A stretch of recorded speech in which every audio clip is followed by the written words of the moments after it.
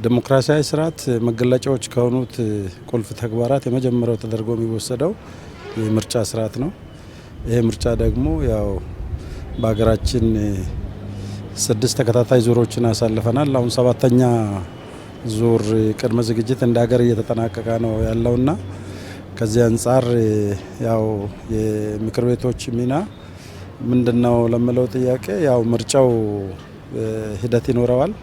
እንደውም ደግሞ አጠቃላይ ምርጫው የሚፈጸምበት የራሱ የሆነ ስርዓት አለው። በዛ ላይ የመጀመሪያ ተደርጎ የሚወሰደው በምርጫ ሂደት ምርጫው ሜዳው ለሁሉም እኩል ሆኖ ምርጫው ሰላማዊ፣ ዲሞክራሲያዊ፣ ፍትሃዊና በተለይም በህዝቡ ዘንድ ተአማኒነት ያለው የህዝብ ይሁንታን እና ያገኘ ምርጫ እንደሆን እንደ ሀገርም ይጠበቃል። የዘንድሮ የ7ኛ ዙር ሀገራዊ ምርጫ ሰላማዊ እንዲሆን ከማድረግ አንጻር ፍጹም ሰላማዊ ሆኖ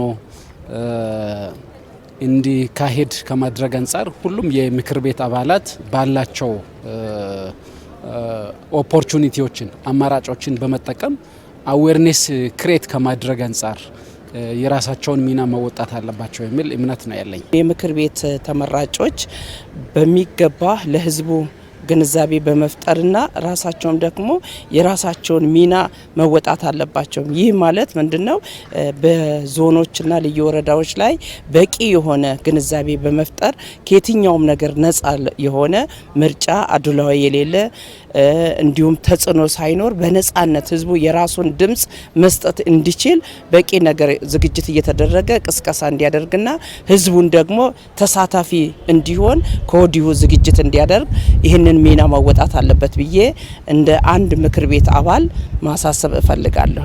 ምክር ቤት አባላት እንግዲህ ይህንን ኃላፊነታቸው ያው በተሻለ መጠን ምርጫው ትክክለኛ የምርጫ መስፈርቶችና መርሆች አክብሮ የሚፈጸም መሆን ይኖርበታል። ገለልተኛ መሆን አለበት፣ ሰላማዊ መሆን አለበት፣ ፍትሃዊ መሆን አለበት።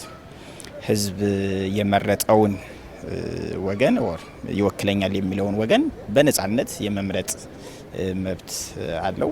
ይህንን ከማረጋገጥ አንጻር እንግዲህ በየአካባቢው ሰላምን ከማስጠበቅ አንጻር እነዚህን የምርጫ መርሆችና ትክክለኛ ነፃና ፍትሃዊ ምርጫ አለ ለማለት የሚያስችሉ መስፈርቶችን ሊያውኩ ከሚችሉ ሊያደናቅፉ የሚችሉ አካላትን ከመቆጣጠር አንጻር ህዝቡ ደግሞ በተቻለ መጠን ይወክለኛል የሚለውን አካል ለመምረጥ ከጅምሩ መመዝገብ አለበት። የመራጭነት ምዝገባ በተገቢው ማከናወን አለበት።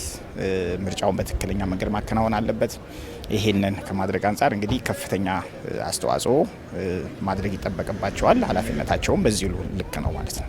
ምክር ቤትም በተለያዩ ዳይሬክሽኖች ያማለት ፕሮግራሞች በሚወጣበት ጊዜም ፕሮግራም ባይወጣ እንኳን የማስተባበር አዌርኔስ ወይም ግንዛቤ የማስጨበጥ ሰላማዊ እንዲሆን ህዝቡ ኦልሞስት በነቂስ ወጥቶ የሚፈልገውን ለሀገሪቱ ይበቃል ይበጃል የሚሉትን መንግስት ከመምረጥ አኳያ አዌርድ እንዲሆኑ ግንዛቤ እንዲኖራቸው ከማድረግ አንጻር ኦልሞስት ማስተባበር ባሉበት ቦታም ሊሆን ይችላል፣ በሚሰሩበት አካባቢም ሊሆን ይችላል፣ ወይ ተመድቦም ሊሆን ይችላል።